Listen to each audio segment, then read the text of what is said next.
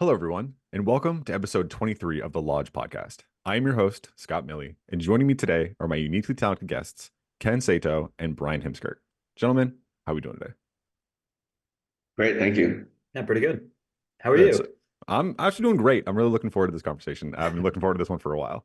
Ken is the co-CEO and co-founder, and Bryan is the art director at Massive Damage. They have over 25 collective years of experience in the video game industry, releasing games like Halcyon 6 and Star Renegades, and many, many more. So today we're going to be talking about Massive Damage's place in the Ontario video game industry, and of course, getting into their new game, Fera, the Sundered Tribes. I've dropped a link to the gorgeous trailer down below, so please go check that out because you're going to want to see it before we get into this conversation. Now that you're back, and without further ado, let's get into the conversation.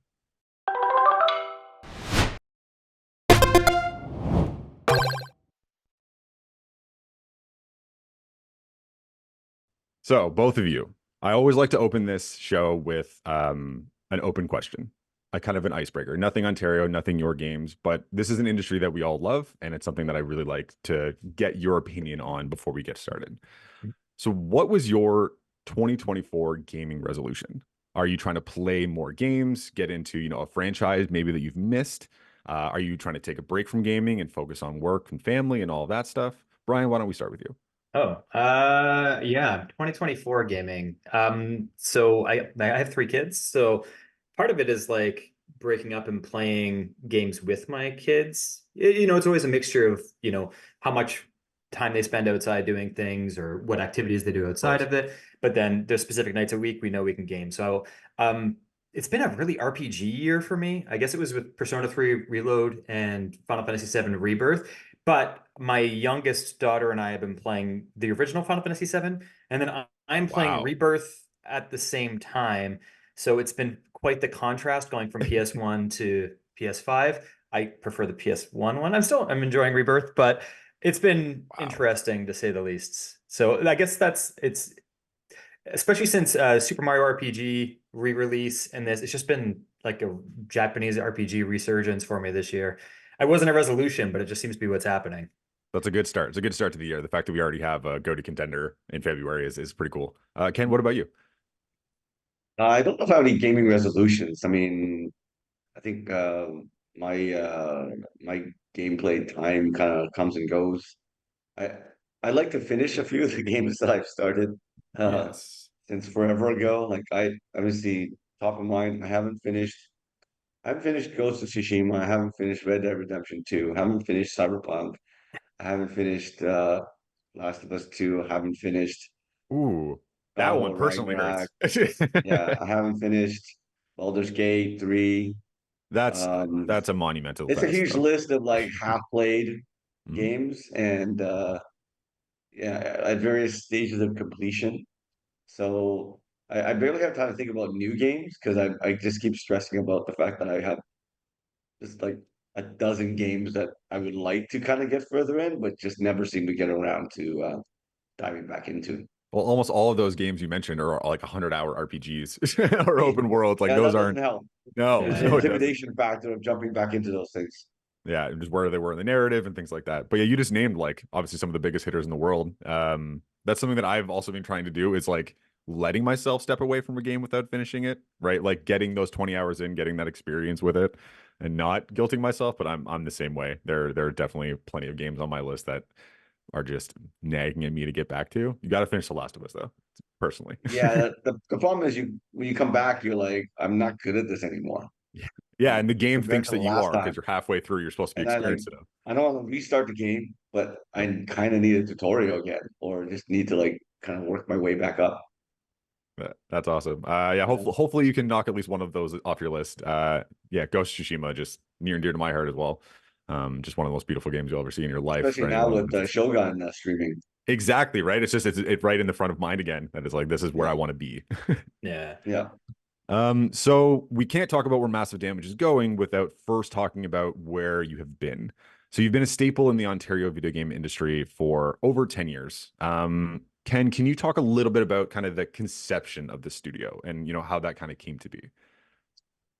We had a really funny start for video game company because we didn't do it like a lot of other people at the beginning. It was me and my brother. We had a successful, basically, app development company called Enloop before, and we dabbled in games back then when we had that other company, and we decided that here this is actually something we like doing. So we took a bit of investment money to start up Massive Damage, and our first game was a kind of a massively multiplayer, location based zombie apocalypse MMO on mobile, which was extremely ambitious for what was become our eventually a team of like maybe 6 or 7 people at the beginning to build.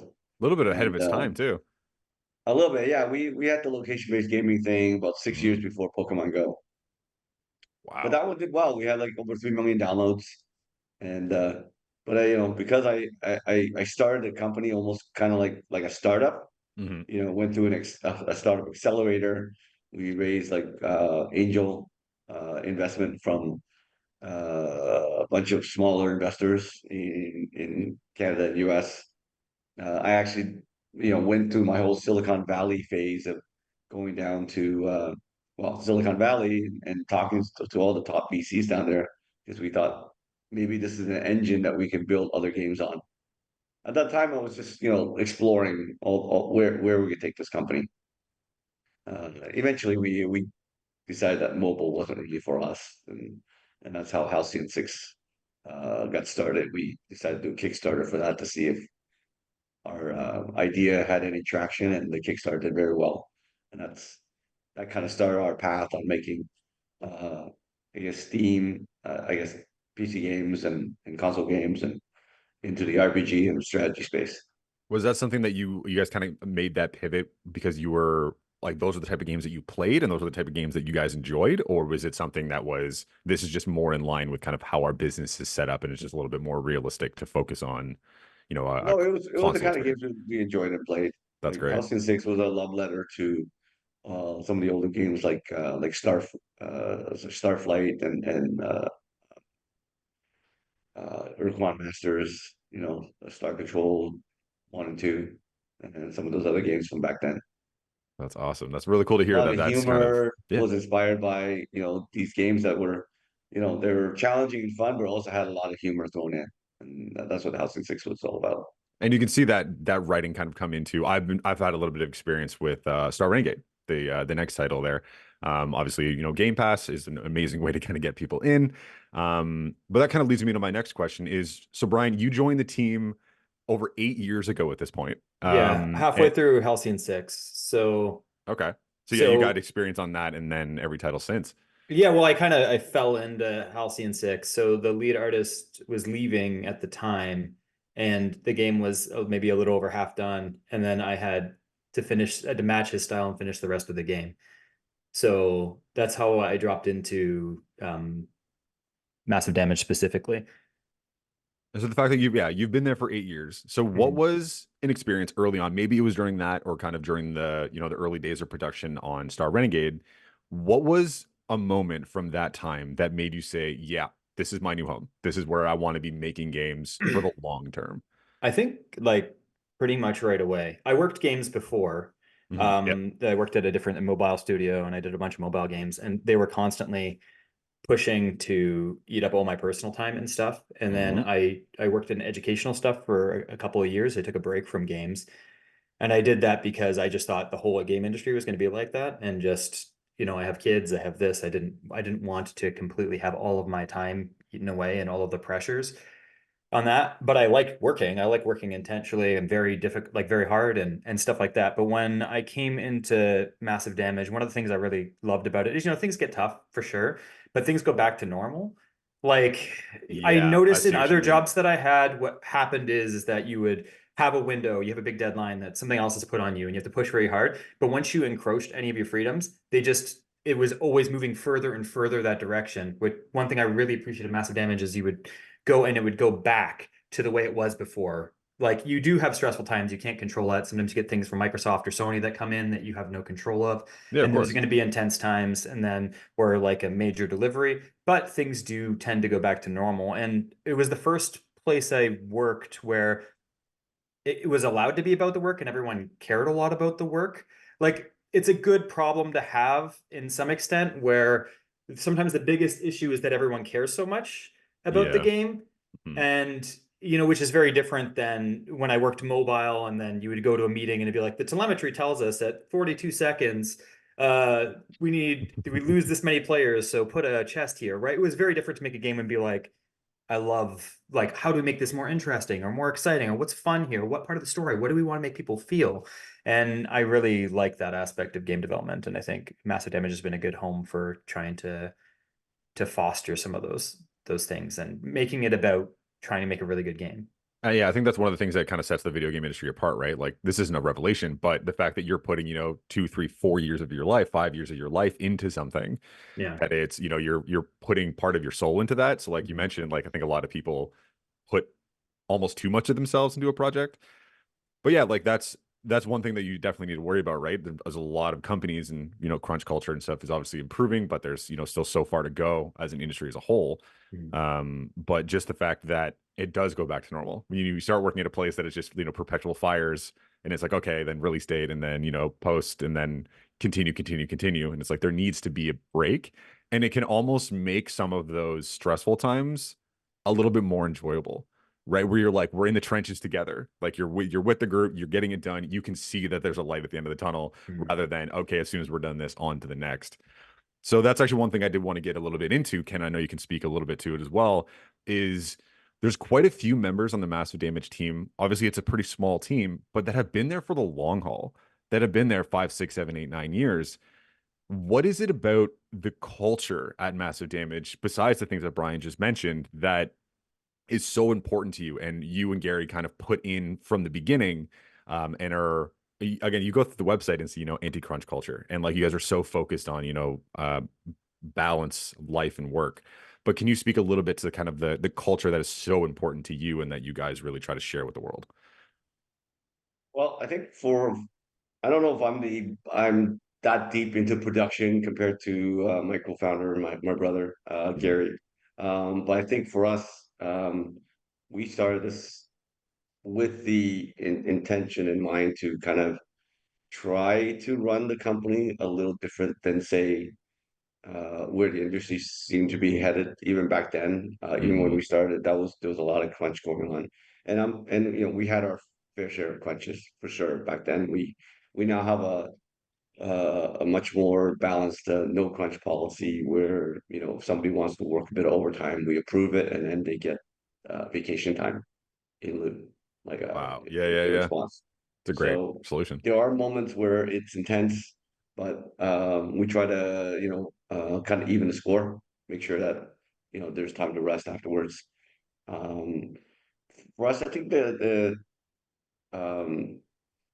main thing we want to try to do is just to make sure that uh, everybody just feels like they can work at whatever pace is comfortable for them. There are some people who would just want to keep working past way past what's reasonable.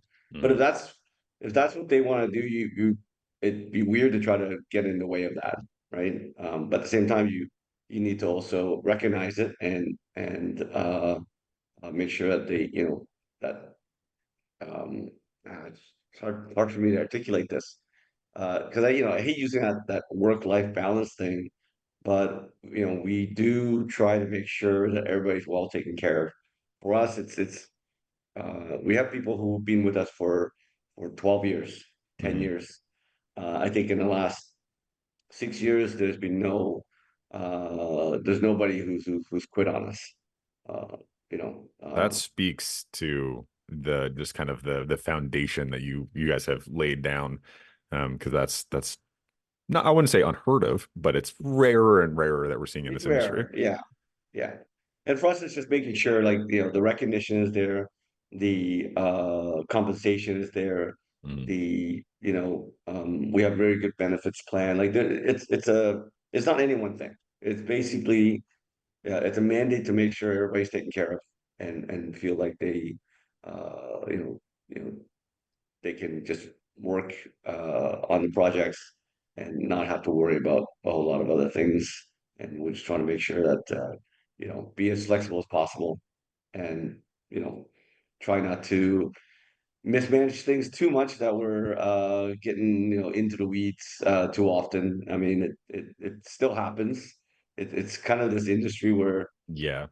you can plan everything you want, but there's so many other forces at play that nothing ever, like, you're never going to be able to plan everything exactly right, anticipating every single little thing that's going to come up. For us, it's always been like, you know, sudden things that come up because of marketing need, because of an event that we're going to. Last minute they say, oh, we actually need a video for this thing, and that needs to be done by in 2 days. Yeah. So literally, that's um, not technically my job, but the last 2 days I spent basically about 20 hours editing video. Yeah, So we you were do it, looking to you do find a what you good time gotta for the do. podcast. And it was like, nope, Wednesday. I was like, perfect. Like you've got enough Yeah, stuff that you guys exactly. have to work on. Do you mind if I So interject for a second there, Ken? sure. One of the things that I think also about massive damage is people have a big opportunity to grow, Yeah. where you can get pretty typecast in some places, or you can, you know, and I definitely, like, I know I floundered a bit at the beginning. So I had worked in lots of games and I always matched the art style of someone else and then produced a lot of work in that Mhm. art style. But Massive Damage like really let me develop my ability to art direct and decide what a game would be. And at the beginning of the Star Renegades stuff, like the earliest stuff, I did flounder a little bit, but I was allowed to flounder and find my way and grow. And I've definitely grown like 4 to 6 times as an artist working here.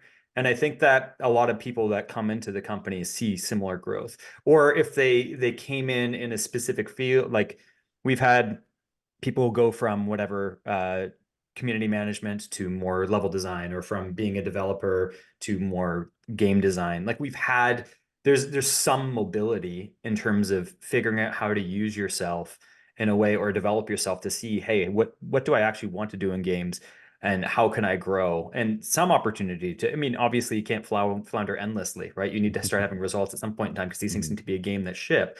But to have an opportunity to grow, have an opportunity to develop yourself, having scaffolding and people supporting you in that, like, I do think that we have a pretty good culture for all of that. And it's unfortunate that that isn't just the assumed standard. You know what I mean? Like that does sound like that. That is how I feel like most companies should be working, is they're giving them that time to grow. And clearly, if you guys are investing in your employees and you're seeing people sticking around 5, 6, 7, 8, 9 years, clearly things are going smoothly, and it's been worth it to invest in certain individuals. Bryan, clearly, because we definitely want to get into the talk about Fera and that art direction. My goodness. Sure. But no, is there anything else that either of you wanted to mention about kind of some of the struggles? Ken, like you mentioned, I think it's a good problem to have, that you see a lot of companies that are working remotely, right? Especially since the pandemic and everything, people are so worried that people aren't working. People aren't doing enough when they're working remotely. They're not in person.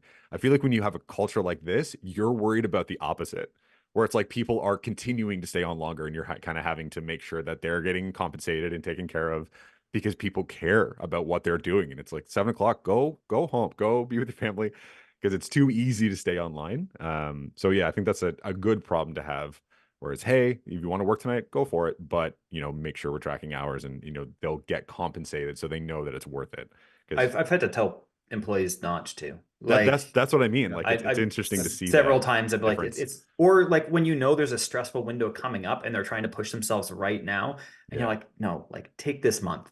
Don't worry about this. Next month's going to be crazy. I know Yeah. it. Like, get the rest you need before that. You have to temper. I see that a lot of my team with, and there's always going to be repeat offenders, like people that are much more inclined to do that and people that give less, and you got to kind of balance that. But you have to balance it from burnout, because if someone's That's working yeah. themselves like an additional 40 hours a week, there's no way that those are max output, right? Like, you have to be like, No. no, like, don't go that many. Like, and we do give it to them in time and lieu. So then you're just missing them later when you might really need them. So sometimes you have to be like, no, I'm not approving this right now. Now's not Like, the time for you to work 20 hours over. not We're the gonna need you in a time. month. Like, Yeah, I need you in a month because I don't also want you to be missing for 2 weeks afterwards, right? Yeah. It is useful, but then people feel really recovered. Like we've been pretty good too with like Christmas break and stuff like that. Most people get quite a bit of Yeah. time off around that time of year, and they're missing work by the time they come back. And I do think that there's something psychologically about missing work,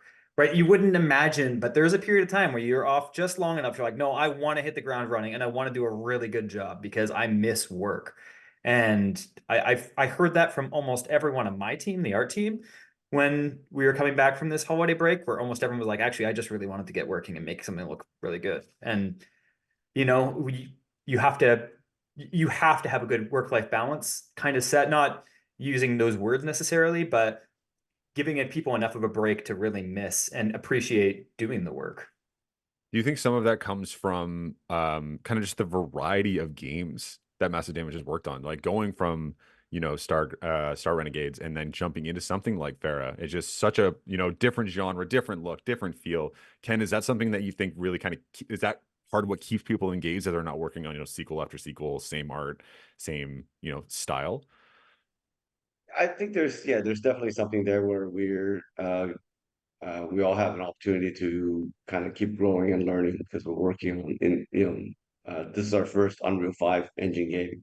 We were a Unity shop before, and so that was a huge learning curve for all of our people. Having to train And everybody up and get everyone familiarized and everybody on the same page.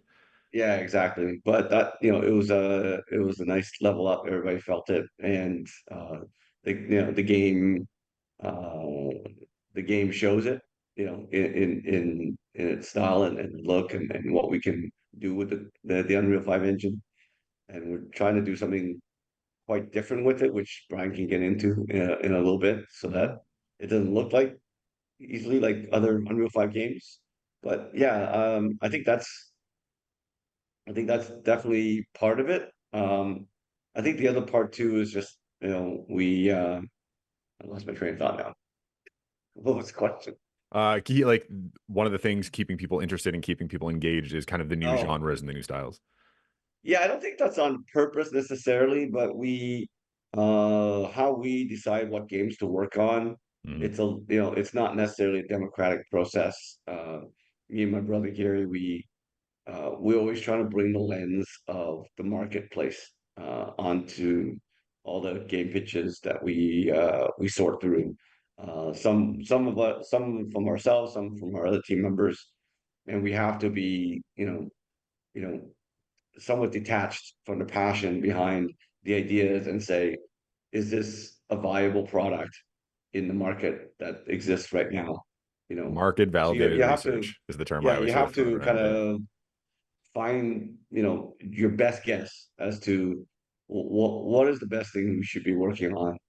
But that's also still, you know, um, lets us work to our strengths, Yeah. What right? what are you passionate about? What are you Right, going to be able to kind of execute on rather than just, what's big? right. Um, And not just that if the market will like it, it's like, it is the potential for a much larger number of sales there. Because, you're always going to find, 50,000 people, well, not always, but, 50,000 people buying your game. That's very different than a game that has potential to sell, 300, 400, 800,000 copies, a million copies. Those are two different types of games. And you need to know, which, does your game have that potential? to me, And that's the of most course, fascinating part of our entire industry is that back end, is those decisions of why we're leaning this way instead of this way. Are we just trying to adjust to a trend? Especially now, like you see with certain games, right? Obviously, Breath of the Wild came out, that we were seeing this, big surge of games like it in 2020, 2021, mm, because, game development takes a long time. So by the time you make that decision, is that trend still going to be the trend come right. release date? So that finding that like evergreen idea, I think is really, really fascinating to me. Yeah, I mean, trend chasing is on its own is not enough. Yeah. You still have to bring something fun to the table. You still have to bring something really compelling to the table. You just hope that by the time you put it out there, it's the concept isn't stale anymore.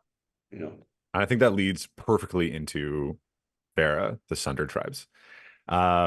So now I really want to kind of get into the meat of this. So your new upcoming game, you announced it at Gamescom 2023, I believe, right, with the big Mhm. blood and the booth and all that stuff. And if again, I mentioned at the top, but if you haven't checked the trailer out, definitely go do that now. I'll be dropping a link in the description. So the trailer opens with a scared ass villager running for their life from, this massive, horrifyingly beautiful creature. We immediately get a look at the feel and the look of the world, and kind of that art immediately shines through, and you see the monster kind of break through the trees, and that kind of vibrant neon, the armor that kind of looks like some of the architecture. I know that there's not a lot of stuff you're going to be able to get into, just observations on my end. So immediately I was in because I'm a massive Monster Hunter World fan. So I was like, hunting, perfect. That's for me. I'm already in. I don't need anything else. But then we start to get into, we see the tether mechanic, right? And being able to move around and grapple onto the monster, which is already cool as it is. And then you see that same warrior using the tether mechanic on the environment. So can you speak a little bit to kind of that fluidity or that motion? Why was that something that was so important to you guys rather than kind of the usual, ground ground movement? I don't know if you want to speak to a little bit about the trailer, Brian. Yeah, I mean, I can You guys speak did to, incredible work on it. yeah, Really cool. it was kind of like selling the basic concept of it, right? Mm. We have, and I mean, the pitch for this game from the beginning was always, well, from at least a little early on, was basically like, how do we meet Animal Crossing with Monster Hunter? And not in Yeah. terms of like the nature of Animal Crossing, but just you have a village, you have something you're maintaining, but how does that tie into a combat system and useful? Because like when you play Monster Hunter or a game like that, the village is like some weird static separate element that's Yeah. like it feels like a different island, and none of the people really feel like they're interacting with the monster hunting component of it. So we just wanted to try to bring those two together. You always had those two components, but how do we have one engage more with the other, right? And we That was, yeah, also, that was exactly where my line of questioning was going to go, is I'm very curious of kind of how those two things actually work together. Because the fact that hunt, build, and lead, right? Hunt for me was enough. And then mhm. building, I was like, okay, this is what's going to get me attached. This is what's going to keep me around, keep me invested. And then obviously being able to lead your village. I'm just kind of curious of how, like you were saying, how those kind of mesh together and how that becomes, one cohesive system. Yeah, I had like from like a visual sensibility tied into the plot of this the whole way. My personal mantra was kind of, I don't know if you watch Ghibli films, but it was Every single one. building Howl's Moving Castle while exploring Princess Mononoke was kind of like a a throughput in my head Sounds like my through dream. the whole time was how do I create that sensibility? Like you feel safe, you're building Howl's Moving Castle, but you want to go down and you want to explore Princess Mononoke. But you don't want to always be in Princess Mononoke. You want to go to the castle every once in a while, right? Like Yeah, it's absolutely. that kind of balance between the two. And in regards to grappling and whatnot, we just wanted the tether mechanic. We wanted Hmm. free movement, right? We wanted to be able to it feel different, like combat feel different. How do we differentiate ourselves? Well, That's obviously, yeah.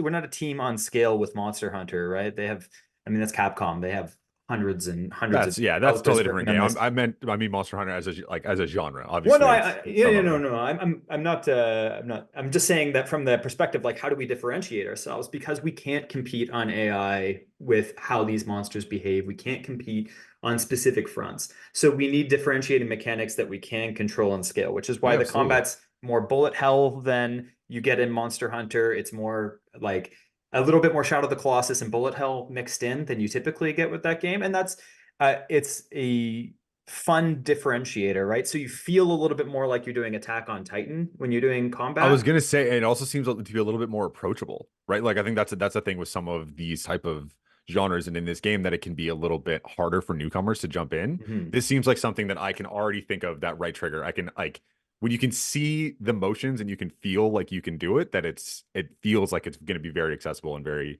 easy to kind of jump in, easy to learn, obviously difficult to master, but it seems open, which is obviously a very difficult thing to do as a game developer. Yeah, and I think Yeah, you'll for us, like also. Oh, sorry, go ahead, Ken. I was gonna add that our you know the idea of having gliding and grappling hook, but also like it's not really grappling hook also, but you also swing. So there's this element of those two things. You can jump back and forth between those two types of traversals, as well as obviously running on the ground. Um, there's something about having those two options while fighting a monster. It really just changes the way combat feels. It doesn't feel like Monster Hunter. It doesn't feel like Horizon.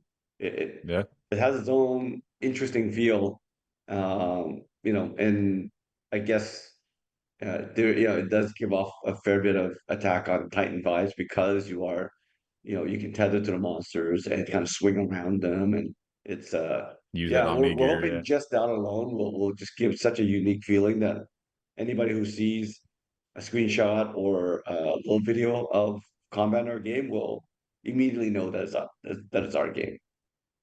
Because it really stands out on So its own. Because like I can already yeah, like just watching it, I can already picture like tethering, getting up into the air, and then gliding over top of the monster to get behind it, and hitting different weak points and things like that. It just seems intuitive, which I know is really difficult to get across in a trailer, but I want to let you know that you did. yeah. But I that's mean, something that I'm the worst player of our game, but there's other people on the team. I think probably Brian and my brother have gotten quite skilled at it. So there is a really nice path to mastery that I think a lot of players will appreciate.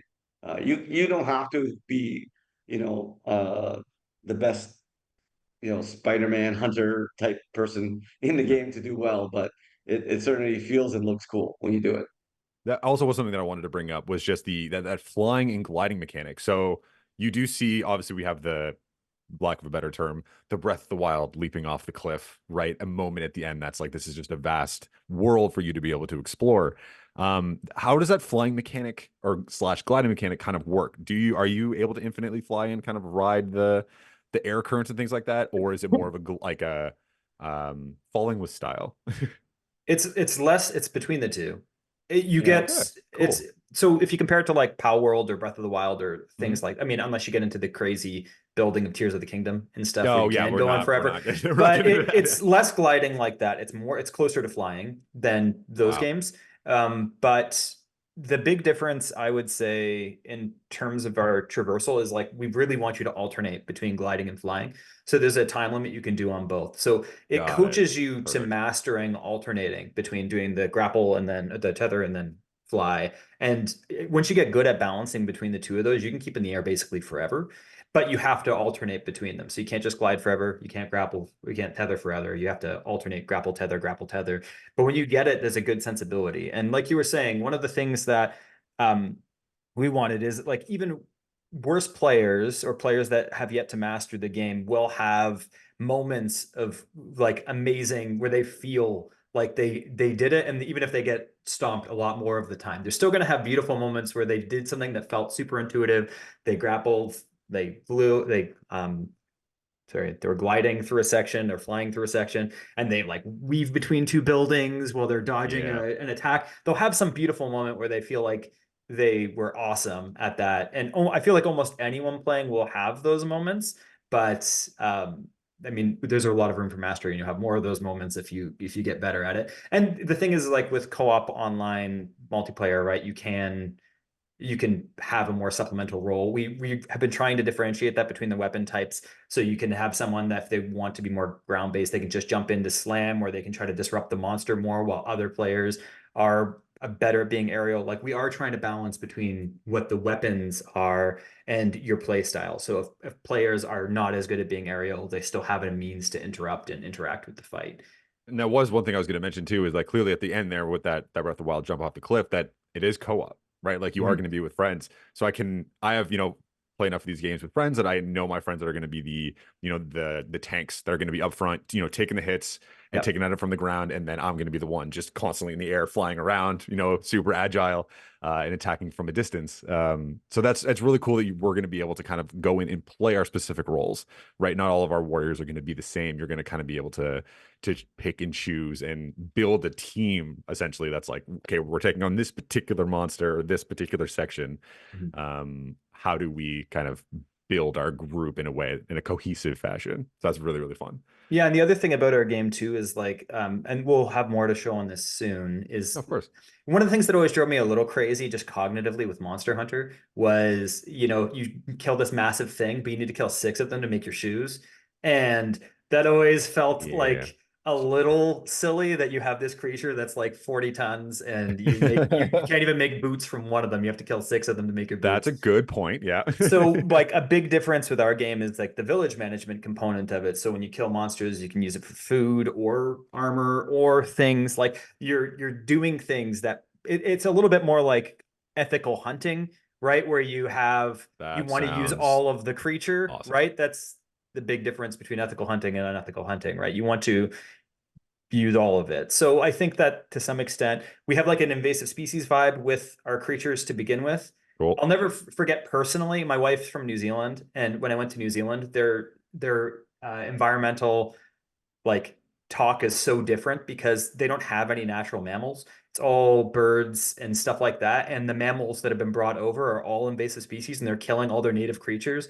So when I went to an environment like whatever a zoo or whatnot, they're like, kill this, kill this. If you see if you see whatever, kill this creature. It's like, oh my gosh, they want you to like go out, and if you see Whoa. if you see like a what is it? Basically any mammal, if you see opossums or something like that, you're like, no, get rid of those because they're going to kill all of their natural wildlife. So I guess we were somewhat trying to bring in a bit of that invasive species vibe to what's here, and then that reduces the guilt because they're corrupting the world, not. That was literally going to be one of my last points like on this conversation is exactly that, where like there is that guilt in a lot of those games where it's like they're just in their natural habitat doing their thing, and we're the villains of the story. Like, are we the baddies? Yeah. And like that's something that I think is really cool that you can tell that it's like, no, they're not supposed to be here. One thing that I did want to mention that I definitely caught was there's a certain clip where they do the flip and you see up in the sky and you see the giant, kind of clockwork-ish architecture. So clearly there was something here or civilization here before us. Are we going to be getting a little bit into that lore and a little bit into the history of the world during this game?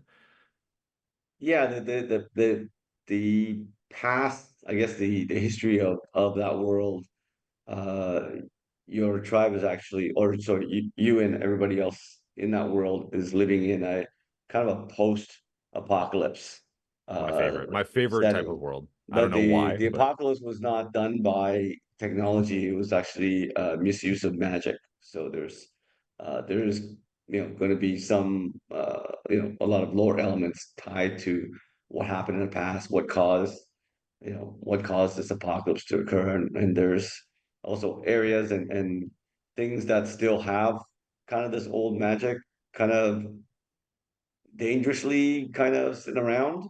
So yeah. that's that for me. That's my stuff. Like that sounds like a really, really good Dungeons and Dragons campaign, right? That it's like that's a world that you want to be able to explore and go into nook and crannies and find out a little bit more about the history. Brian, was that something that you had a kind of a joy? Oh, please go ahead.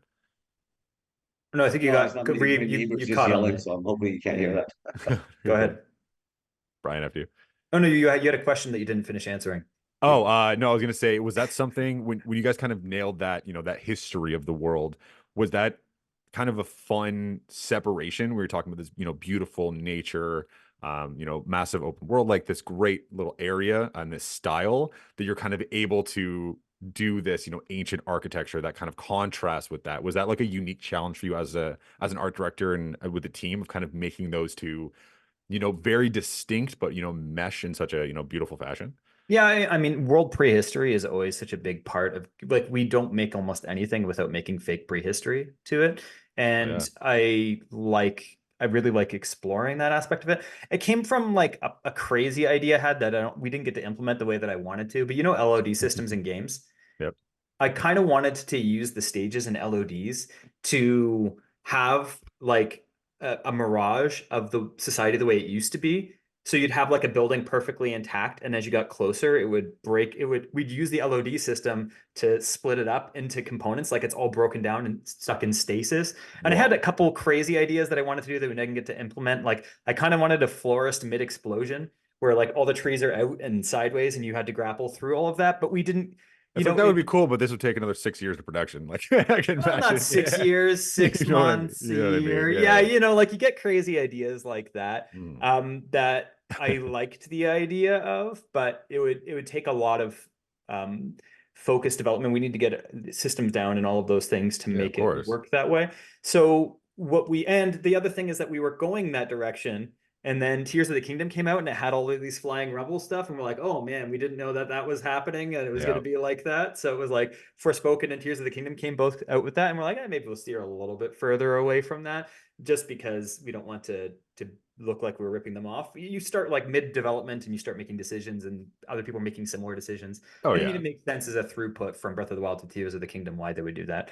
But anyways, we, in terms of that, I'm a big fan of both good narrative and Souls lore, like having a world. That's what I was thinking of Souls lore when I was like the kind of exploring the world and getting how you're going to absorb the world. I was curious of like kind of how you're going to do that. Yeah, like I love when gamers get to go through and theorize about things, and you leave enough threads that they can put together a cohesive narrative on top of it. But we obviously have our intention, and to some extent, it's better to not reveal your intention because the mystery can be better than the actual delivery of it. But it's I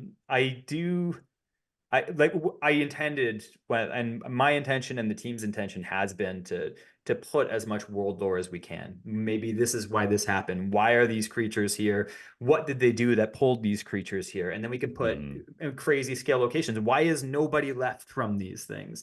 Right? Like there's obviously a lot of building and time that goes into creating these things, and why aren't they present anymore? We wanted to leave enough clues and secrets around for players to delve into that. We're also like not in there yet, but I put work into evolving our fauna around these. So it's like, what would a creature do? Would if they don't want to be eaten by kaiju, they would either evolve defense mechanisms or the pattern to blend in or things like that. Like what would be the thread of evolution that they go through for? So I was kind of trying to guide the team and work with to try to push all of that. So that's kind of some aspects of world building that we were looking into.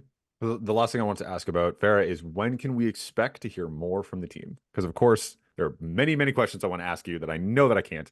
When can the fans look forward to hearing a little bit more about the game? Well, we're actually bringing Fera to GDC, so you'll probably see it there. Yes. It's gonna be at the Mix event at GDC, as well as I believe we have some time at the Hunter Creates booth as well, maybe like a small window of time there. So it will be a limited playable beta build Oh, of it's Fera. gonna be playable? Yeah, Oh, yay.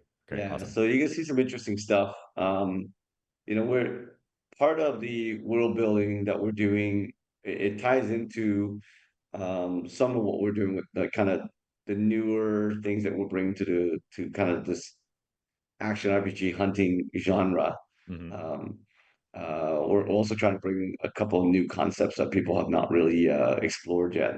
So one thing that you'll see at GDC with playable build is after you've managed to, if you manage to take down a huge monster, you don't get to just pick up anything from it. You actually need to um, set up a harvesting station and get villagers to come out and start processing the carcass I in love order to that. get the stuff that you need out of it. And That's what it makes a takes, world feel real. yeah, yeah, No, yeah. You don't that's magically just have like this giant carcass drop and then be like, "Boop, yeah, three cut off items in one my piece, backpack." run. Yeah. It's also incentive to keep building, right? And exploring. So you need resources to build the station. So you need a little bit of pre-prep before you beat a beast. And then you need, right? Like that stuff is for that beast. So once it's gone, you're gonna have to build it again for the next time you hunt, right? So there's the And the persistent and smells and sounds of that processing might attract some others as well. All right, you guys got me excited. Now I'm even more excited for GDC. I finally get hands on. Awesome. When will people who aren't lucky enough to be able to go to San Francisco in a couple of weeks, when will they be able to see a little bit more? Obviously, I believe the Mix event takes place online as well, so I'm sure we'll get to see a little bit more of the game itself. We'll have a new video dropping at the Mix online showcase. So keep an eye out for fresh video that I spent 2.5 days grinding away on my little MacBook Air making. Well, I'm sure a lot of people will really appreciate that. And yeah, we'll be making sure to share that on the Lodge. So the last thing I always like to get into, to kind of wrap up this amazing episode, is Massive Damage is out of Ontario, Canada, right? In the Lodge, we try to champion as many Ontario studios as possible. So the one thing that I do want to ask both of you, and I know Ken, you've been in this industry in Ontario for quite a long time. So this is a two-part question. So what is one thing that the Ontario video game industry that you believe is we do something special, something that is great about what we do? And what do you think is something that we can improve on as a community? That's a good question. I think for us, we've felt really well supported by the Ontario community in terms of like the work done by Ontario Creates and Interactive Ontario, and just both those organizations really working hard to make sure that the developers are getting some help and support, some funding, and that's been a huge help to us, especially during our early years, trying to get our projects funded back when there wasn't that many resources available. We didn't have the reputation that we have now. Mhm. So that was crucial. I think in terms of what could be done better, one thing I noticed, I don't know if it's Ontario, I don't know if it's Toronto. Mhm. Um, I noticed when I go to MIGS and hang out with my um, video game developer friends in Montreal, that they seem to be a more tight-knit group.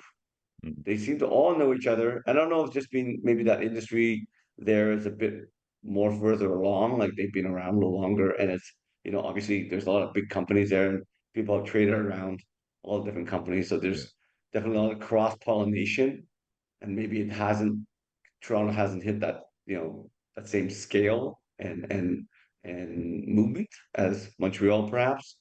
Um, but yeah, I feel like there's not quite as many events or as many uh, things that bring the Ontario developers together socially as much as in Montreal. It seems we're slightly behind on that.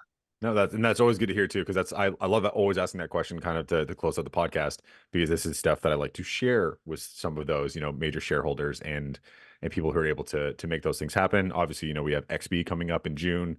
And there's a few other events, Interactive Ontario, they try to do, a couple a year. But yeah, that's something that I always want to try to echo and share with people and say, hey, these voices in our industry, this is what we need. So again, I appreciate that. Bryan, is there anything else on that topic that you would love to share with us? Well, I think that to some extent these programs, IO Interactive and Ontario Creates and stuff are create like you watch the Game Awards, and when you watch the Game Awards and the Every Indie year. Awards, almost every time it's surprising to be like, oh, Ontario, Canada, Ontario, Canada, Ontario, Canada, Montreal, BC, and it's like, okay, the entire world exists, and like all of these indie games are coming out of like maybe 4 or 5 places. So why is there such a big? And I think that that's to the credit. To some extent, I'm more worried that some decisions we make will make the less progress in that than we already have. Sometimes it's hard to tune something that's working, right? But um, as a game developer in Ontario, I think that art culture is a big part of it too. With you got one of the best 3D schools in Canada and BC, so you get a lot of good 3D game development coming out of there. You have some great 2D art schools coming out of, I went to Sheridan, so for me going to Sheridan for art, and then you have such a breadth of 2D artists with a lot of crazy ideas coming out of the GTA area, the Greater Toronto area, and you do get a lot of good synergy on that. And I think the programs like Ontario Creates and IO Interactive and all of these things have done good and done well in fostering development of creative individuals that were already sitting there to begin with, right? So yeah, I trying to think. I think that Ken's right that some of the social aspect feeling more unified in some regards would do better. I think that another thing is that most of these studios have gone remote, so it's a bit less central, Mm-hmm. right? So it's harder to rein people in that regard. And yeah, I don't know. Like we have a lot of really great game ideas coming out of Ontario, and Oh my God, yeah. Yeah, even like at GDC Best in Play, right? 7 out of 8 of the oh ones at yeah. GDC are from Ontario, which is Wait, insane. wait, like Spiritfarer, like lots of these games come out of Canada, yeah. Canadian-based studios in general, and I think there's only, you know, I've been to GDC, I've been to Gamescom and Bit Summit, right? There's not that many hubs in the world for game development. Hmm? Like almost all games are coming out of maybe 12 to 15 cities.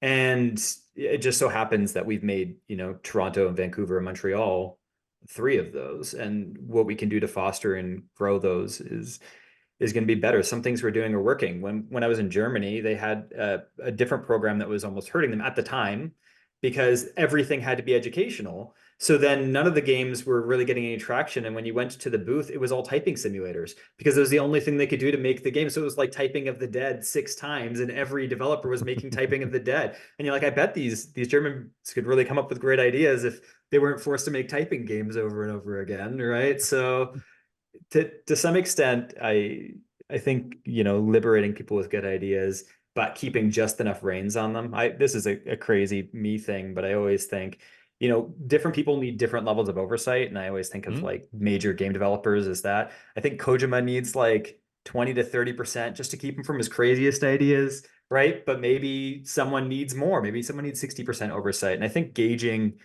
each team, each studio, how much oversight they need, how much freedom they need is maybe something that I don't know, Ontario Creates could do better, or IO Interactive could do better. It's hard to know though. No, yeah, we appreciate that. That's again, that's why I always like kind of wrapping things up with that, because I think there's so much that we're doing amazing and there's so many great things, but there's always room for improvement. And the only way to do that is by hearing and talking to the people in the industry, the people that are working on these games, that are going to these community events, of, you know, what can be done differently, what can be done to improve, because the talent is here, right? And like you see the games coming out of the province, and you see the echelon and the bar that has been set, and it's amazing that we have that, and it's something that we just want to continue to strengthen and continue to grow. And one of the things we do that is by hosting shows like this. So again, I really wanted to thank both of you for coming out. So this is episode 23 of the Lodgge Podcast. Ken, Bryan, do you have any final words, anything else you want to share with the people before we sign off for the day? I just want to thank you for having us on here. It was great. Happily. Yeah, thanks for having us on. Look forward to Fera, and hopefully you enjoy it. So everyone go wishlist Fera right now. I'm really looking forward to seeing you guys at GDC. I think it's going to be a blast. And then people will be making sure that we're sharing any video or any news that's coming out about Fera all the way up until launch and after. So again, thank you everyone for joining us today. Thank you to Ontario Creates for your continued support of the Lodge, and a special shout out to Continue for producing today's episode. And finally, honestly, truly from the bottom of my heart, thanks both of you. I know how busy you are, and I know what you guys have coming up down the pipe. And I really appreciate you taking this hour out of your day to come and talk to me and come and talk to our audience, and kind of shine a light on what it's like to develop the amazing games that you guys do. Where can people find you online? Is there, you know, LinkedIn, Twitter? Check out the website. Is there anywhere that you want people to be able to find you? We got a presence on all the social media stuff, so but they're all slightly different. You just search Massive Damage on Massive Damage Games, and yeah, we're on yeah, Twitter, Facebook, Instagram, TikTok. We have a Perfect. lot of good new videos on our TikToks. Just TikTok Massive Damage. There you go. So yeah, everyone go check that stuff out. Keep tabs on Fera, and we'll hopefully be able to see that game, even more of it, sooner than some of us might expect. So if you want to hear more about them and the game, make sure to, you know, click wishlist down below, check out their socials. We'll be back here next week with a brand new episode of the Lodge Podcast. So stay tuned to the website and our socials for everything Ontario Interactive Entertainment. And until then, take care. Thanks, Scott.